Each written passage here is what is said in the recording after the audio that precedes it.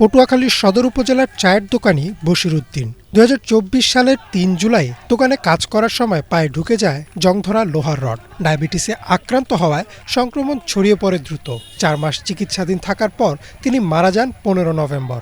ভাইয়ের দাবি, বশির কখনো কোনো আন্দোলনে অংশ নেননি, শুধু চিকিৎসা ব্যয়ের সহায়তা চেয়েছিলেন সমাজসেবা অধিদপ্তরে। কিন্তু সেই আবেদন গিয়ে যুক্ত হয় আহত শহীদ তালিকায়। গরিব মানুষ তো ওই অর্থনৈতিক সমস্যার কারণে আমার ভাই চিকিৎসার জন্য আবেদনটা করছিলাম। আসলে আন্দোলনে আমার ভাই অসুস্থ হয় না আর কি।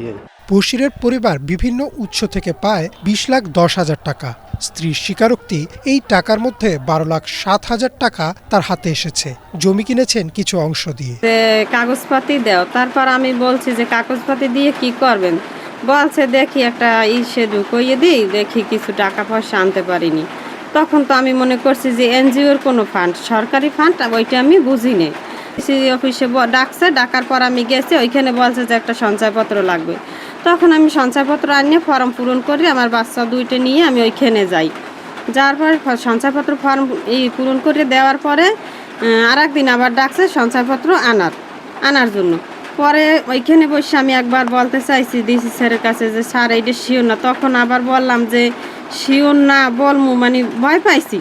শুধু বশির নন, যাচাই বাছাই ছাড়াই শহীদ আহতদের তালিকায় যুক্ত করা হয়েছে অনেক নাম। মিথ্যা কাগজ আর স্থানীয় রাজনৈতিক প্রভাবেই সম্ভব হচ্ছে এসব প্রতারণা। বৈষম্য বিরোধী ছাত্র সংগঠনের নেতারা বলছেন, এসব যাচাই বাছাই ছাড়া নামের অন্তর্ভুক্তি শহীদদের সাথে বিশ্বাসঘাতকতা। সত্যিকার অর্থেই জুলাই গণঅভ্যুত্থানে শহীদ হয়েছে, তারা এটার প্রাপ্য এই সুযোগ সুবিধার। আমরা চাই না যে অন্য কোনো ভুয়া ব্যক্তি এই সুযোগ সুবিধার পাক, ঠিক আছে? তো এই ক্ষেত্রে আমরা মনে করি যে এটা তৎকালীন যেই সিভিল সার্জন ছিল তাদের ব্যর্থতা আমি মনে করি। যদি কমিটির দায় থাকে, সর্বপ্রথম সেটা সিভিল সার্জন অফিসেরই নেওয়া উচিত, কারণ তাদের এই কমিটিতে রাখা হয়েছে, কারণ তাদের মাধ্যমে যে ঠিক আছে কিনা ফিক্সেশনগুলো। অন্যদিকে আন্দোলনে সরাসরি আহত না হয়েও সরকারি ভাতা নিয়েছেন ছাত্র প্রতিনিধি মিরাজ ইমতিয়াজ। অভিযোগ, 2024 সালের 13 আগস্ট দলীয় কোন্দলে আহত হওয়ার কাগজ দেখিয়েই তিনি তালিকাভুক্ত হয়েছেন। তবে তার দাবি, সবই জেলা প্রশাসনের যাচাই করা। 13 আগস্ট আহত হয়েছি এবং এটা ওই 13 আগস্টে আমাকে ছাত্রলীগের সাথে সংশ্লিষ্ট যারা ছিল তারাই হামলা করছে। জুলাই আন্দোলনে অংশগ্রহণ করার কারণে সেই সূত্র ধরে আর কি। তো এরপরে হয়েছে আমি আমার যে মেডিকেল ডকুমেন্টস ওইগুলো ডিসি অফিসে ছিল, ডিসি অফিস জমা নিয়েছিল।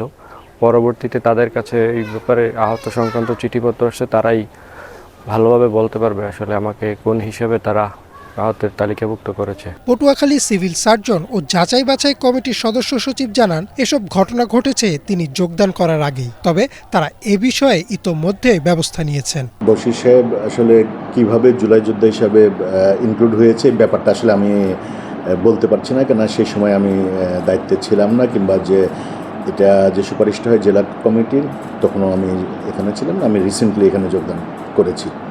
তবে জিনিসটা নজরে আসার সাথে সাথে যখনই হয়েছে, জেলা যে একটা কমিটি আছে এ ব্যাপারে, সেই কমিটির মাধ্যমে আমরা এটাকে ওনাকে শহীদের তালিকা থেকে বাদ দেওয়া সহ অন্যান্য যেসব প্রসিডিওর আছে সেগুলো আমরা গ্রহণ করেছি এবং কার্যক্রম চলমান। জেলা প্রশাসক জানিয়েছেন, বশিরের নাম তালিকা থেকে বাদ দেওয়া হয়েছে এবং বাতিলের সুপারিশ পাঠানো হয়েছে মন্ত্রণালয়ে। আহত তালিকার অন্যান্য অভিযোগও যাচাই চলছে। ইতিমধ্যে আপনারা জানেন যে গেজেটভুক্ত একজন শহীদ বশির সর্দার তিনি চিহ্নিত হয়েছেন এবং তার স্ত্রী এবং বড় ভাই তারা ভুল তথ্য দিয়ে এই MIS এবং পরবর্তীতে গেজেটভুক্ত হয়েছেন এটি তারা স্বীকার করেছে এবং ইতিমধ্যেই তাদের গেজেট বাতিল এবং MIS বাতিল করার জন্য সিদ্ধান্ত নিয়ে আমরা ইতিমধ্যেই মুক্তিযুদ্ধ বিষয়ক মন্ত্রণালয় এবং